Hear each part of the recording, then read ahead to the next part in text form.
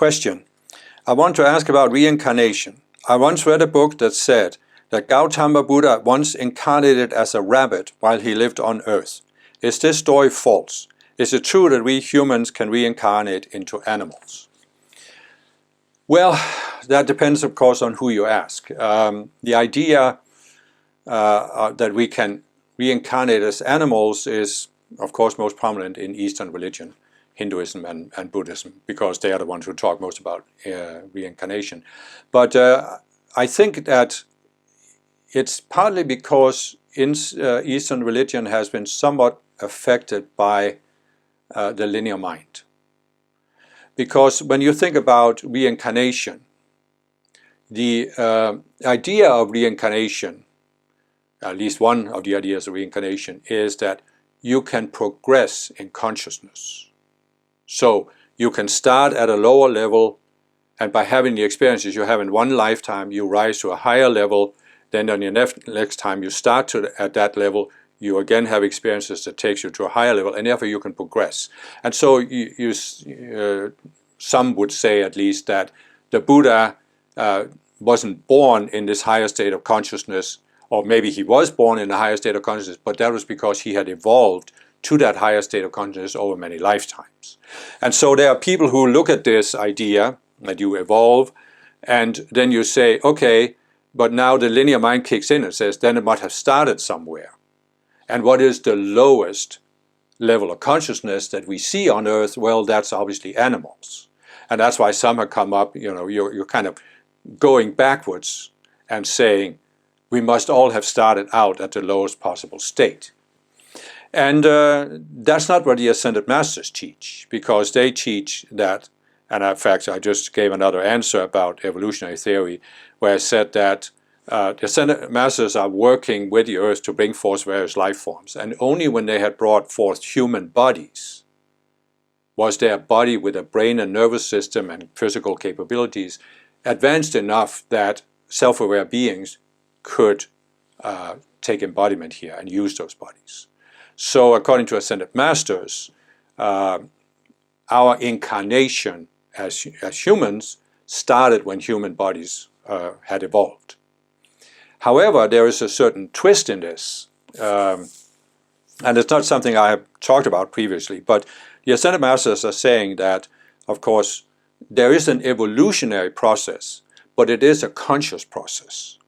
So I said in the other video that, for example, the Ascended Masters define certain natural laws, certain natural constants that caused the Earth to evolve as a planet that could sustain life. There was water on it, there was a certain temperature, and so forth and so on. Then when the planet had evolved to that level, the Ascended Masters stepped in and gave an impetus that created the first life forms. And then gradually they increased these life forms. So, in other words, what the Masters are saying, they start the evolutionary process.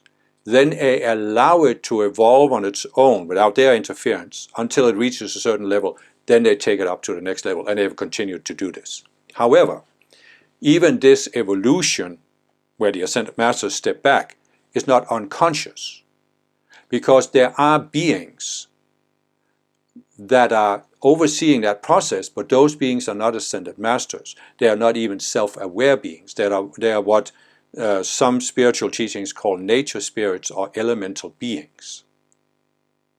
And this is a broad topic. I'm not really an expert on it because the Masters haven't given that many teachings on it through me, but what it basically means is that there are these beings that are guiding the evolutionary process even when the Ascended Masters have stepped back. And these beings are not Ascended Masters, the nature spirits, and they don't have the same level of self-awareness that we have. But as you can see in evolution is a feedback process. This is what Darwin discovered, and what he saw correctly, that nature is not the result of instant creation like the Bible portrays. But there is very much a process, and it's an experimental process. Now, the reason why materialists can't acknowledge this is that they won't acknowledge that there could be any consciousness involved. But as I'm saying, there are these nature spirits, and they are conscious, and they are learning. It's almost a little bit like AI, where a computer can learn, but it's not self-aware. And it's the same with these nature spirits. They're not self-aware. But they can grow. And over a long period of time, they can actually grow to the point where the ascended masters can give them a certain acceleration of consciousness, so they become self-aware. And so the twist here is that you can say that, in general, most people were created in a higher realm. Their iron presences were created in a higher realm, and they descended into embodiment, as I've explained. The iron presence sends an extension of itself called the conscious you, and the conscious you then creates the contents of your identity, mind, your mental, your emotional, and then integrates with the physical. That's the process of incarnation. You are descending into incarnation.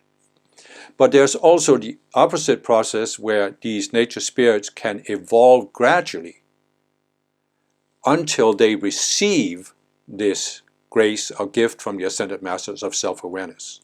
So you can say that there are some human beings who are a result of this process.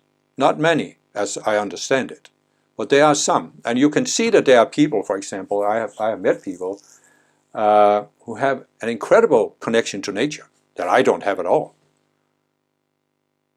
So based on this, it's very credible to me that there are people who have evolved that way. They have this sense of how nature works that is totally alien to me. And I have met people like that who have this really sense of, you can see it among many native peoples, shamans, for example. And it's possible, I don't know with individual people, of course, but it's possible that they evolved that way. But again, it isn't a blind, unconscious evolutionary process, and it isn't that the process automatically brings you to the human level. That has to be a grace you receive from the ascended masters to make that leap, the quantum leap to self-awareness.